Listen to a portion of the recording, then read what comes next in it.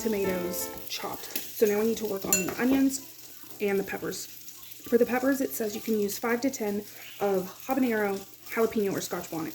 I'm going to be using, first I'm doubling the recipe. So I am using 5 and this teeny tiny one of the habanero, and then we're doing 15 of the jalapeno. That way it has that background, heavy, spicy spice, but then we also just have a nice spice from the jalapeno. So I'm gonna get all of these finely chopped. I'm gonna get my onion chopped, and that we need, for what I'm doing, we're gonna need 4 cups of finely chopped red onion. So I'm gonna get the red onion and the peppers all chopped up. I always like to mention, make sure you are keeping your scraps, throw them in the freezer. Go ahead and start a stock pot now. I am going to be making spicy chicken stock for my pantry, and I cannot be more excited about it.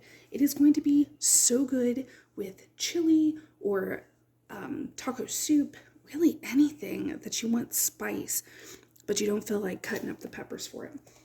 So I'm going to be making that here shortly.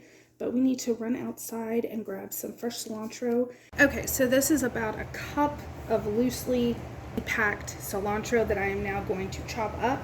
Normally, I am an advocate for using your stems and the leaves, like using them both.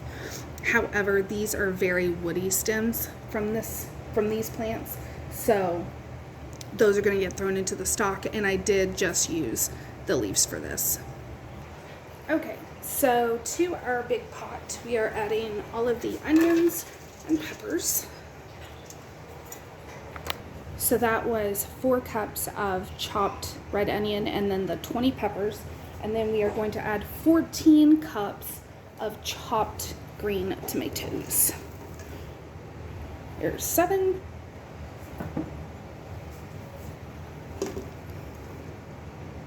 Ooh, we may need a bigger pot. This is also the point that you would want to add your 4 cloves of chopped garlic. Since I am using powder, I'm just going to eyeball some garlic in there. And 1 cup of lime juice. And then we are going to bring this mixture up to a boil very carefully. Okay, alright, so we are at a boil, and I just want to say you really want to trust the process because you saw how full this pan was, and also that we only put a cup of liquid in. But every minute or so I came through and just stirred it to make sure nothing was sticking on the bottom, and as you can see now, we have plenty of liquid in there, and it did just come up to a boil. So we're going to add in our spices. I have in here 4 teaspoons of cumin, 2 teaspoons of Mexican oregano, 2 teaspoons of salt, and 2 teaspoons of black pepper. Get all that in there. We're also going to add in our cup of loosely packed cilantro. And then we will bring this back up to a boil and let it hard boil for 3 minutes. And while this is boiling, you can go ahead and get your canner going. This will be water bath can today. So you want to get that nice and hot. It doesn't have to be boiling yet, but we are going to be doing hot jars. So you do want the water to be hot so that we don't have the risk of anything breaking or cracking. So get your canner started and let this do its thing. And it smells absolutely amazing. We are going to taste test it here in just a second before we put it in the jars, but just know that nothing is going to taste exactly like what it's going to be after it cans, because you want all of these flavors to marry. And honestly, if it sits in the jar for a couple weeks, it's going to be so much more flavorful than if you were to eat it right now. Not that it's not good now. It just may be even better later. But we'll go ahead and get some of the juice.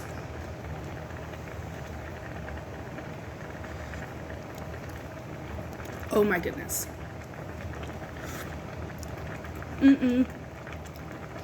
That is good.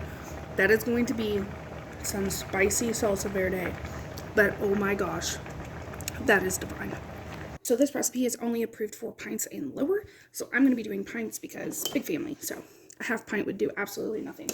And then we are just wanting to can this, and we're just wanting to fill this up to a 1/2 inch of headspace.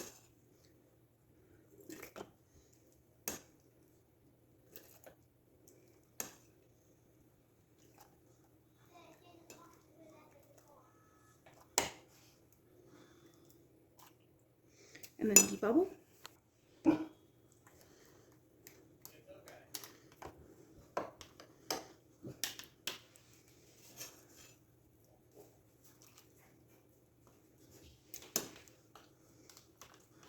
And don't be afraid to get in there. All right, then we'll check our headspace. I have hot water just sitting in these to kind of help keep them warm.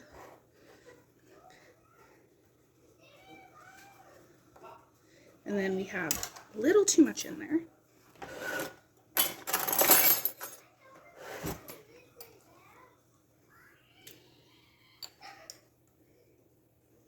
Perfect. So let me get you a close-up.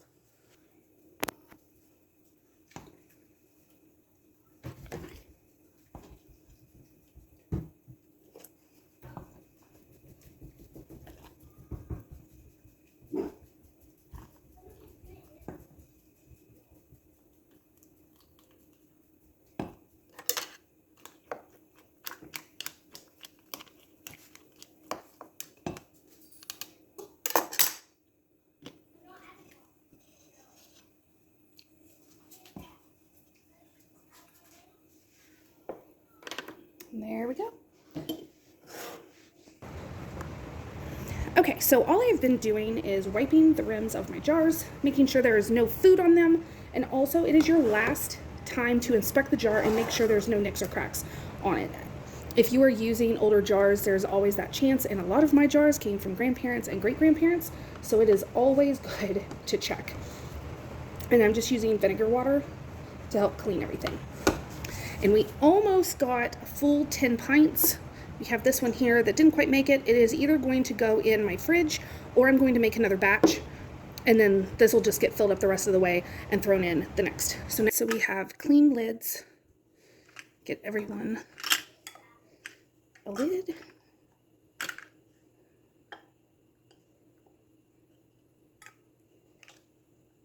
And then fingertip tight with your ring. And then these are going to go in the water bath canner. They need to be submerged by at least an inch of water. And then they will go for 20 minutes once it hits a rolling boil.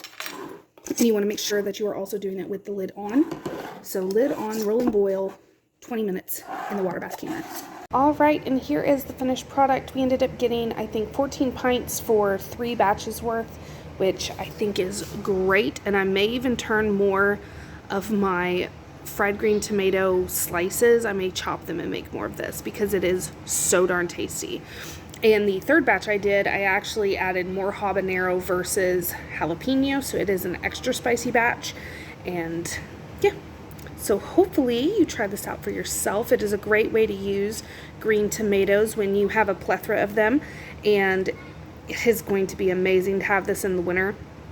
So I hope you enjoyed this video, and I will see you all next time. Thanks for watching.